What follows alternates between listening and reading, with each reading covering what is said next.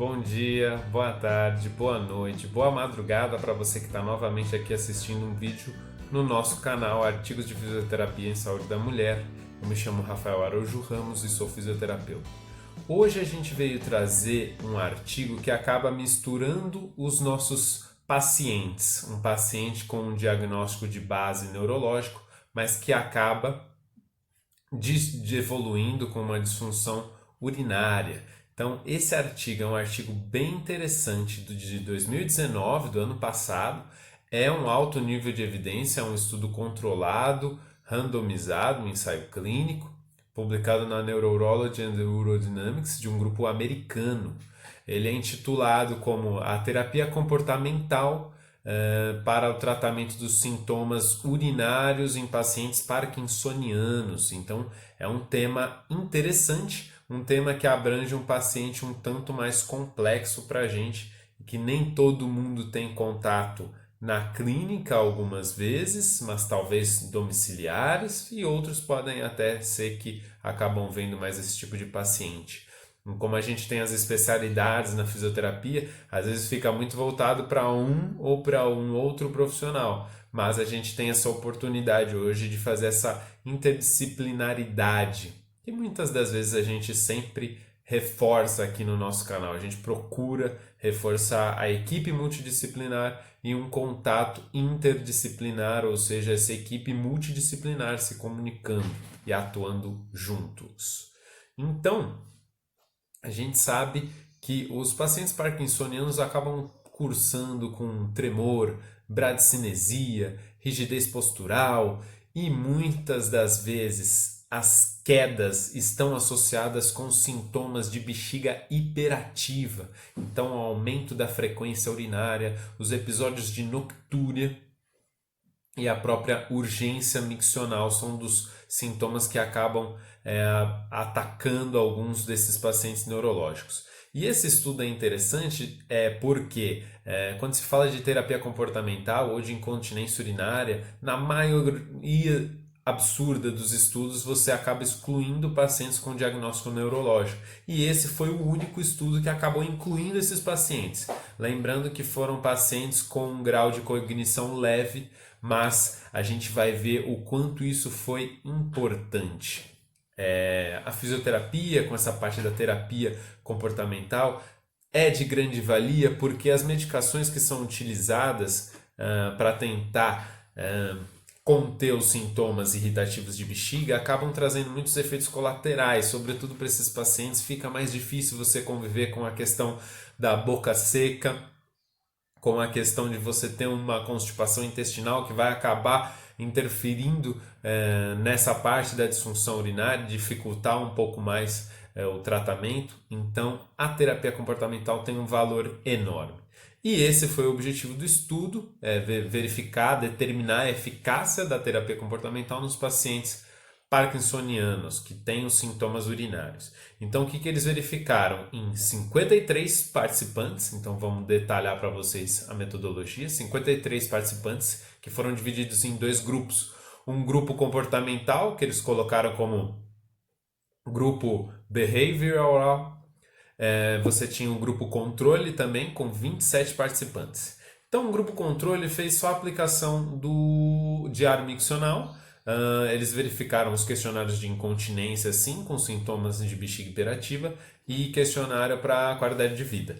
No grupo comportamental, eles verificaram também o diário miccional, mas eles fizeram exercícios da musculatura do assoalho pélvico, que eles delimitaram para 45 contrações diárias.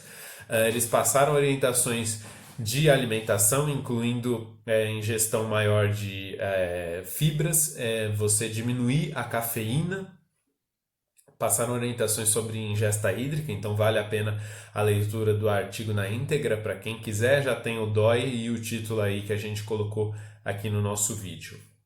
E esses pacientes também foram submetidos aos questionários e foi realizado um follow-up de 8 semanas com todos eles.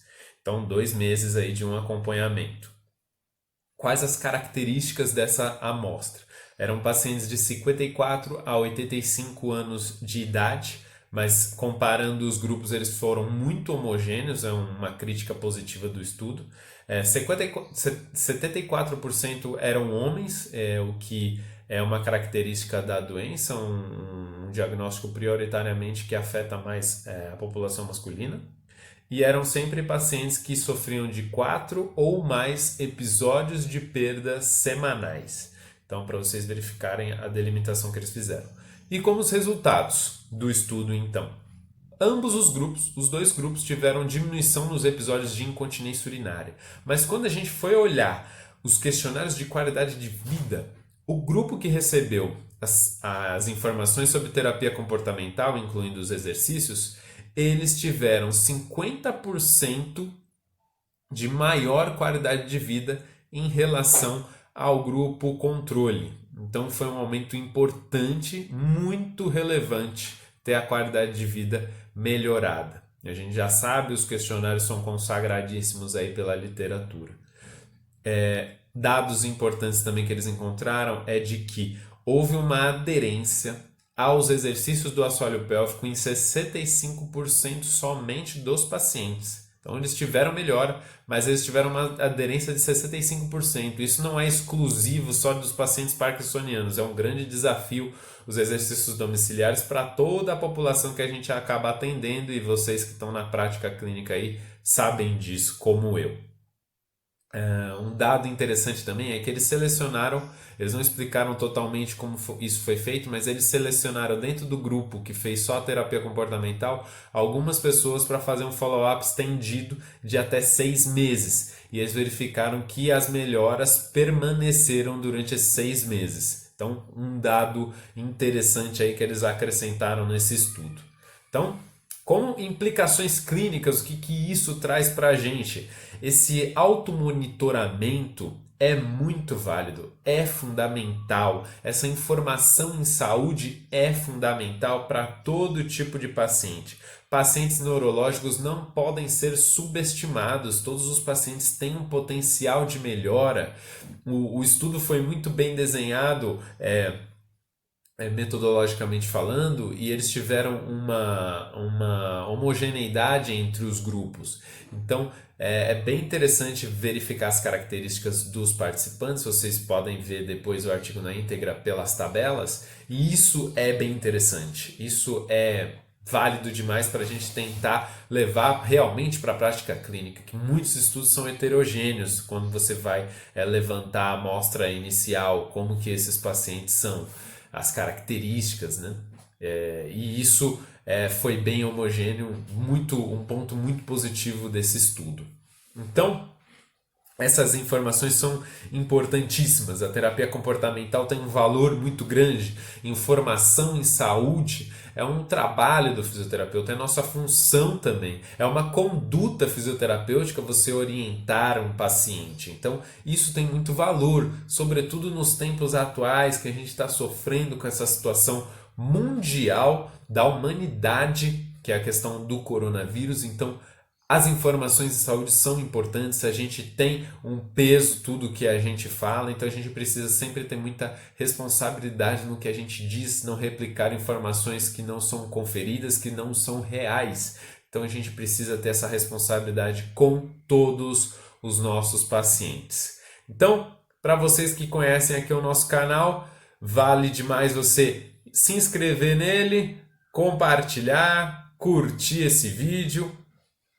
E também, para quem ainda não viu os nossos outros vídeos, dá uma olhadinha na nossa playlist. Durante o vídeo passou alguns chamados de artigos para vocês olharem. E a gente vai cada vez mais crescendo, nós vamos passar juntos por esse momento. O nosso grande abraço, o nosso carinho enorme, nosso respeito, admiração para todos os nossos colegas fisioterapeutas que estão aí na linha de frente, eu me incluo também entre eles, sobretudo quem está lá no hospital, quem está diretamente em contato com os pacientes. Então, um grande afago a vocês, fisioterapeutas, nossos colegas, mas aos terapeutas ocupacionais, aos enfermeiros, aos médicos, toda a equipe de saúde que está no cuidado aí, que está em frente, todas as pessoas que estão envolvidas além da saúde, mas que estão nos cuidados, nos hospitais, nas clínicas, nos atendimentos domiciliares. Um grande abraço para vocês, a gente vai passar juntos por isso, vamos superar esse momento difícil e cada um cuide-se muito e quem puder, o máximo que puder, fique em casa. Muito obrigado para vocês, muito obrigado pela atenção, tchau, tchau, até o próximo vídeo.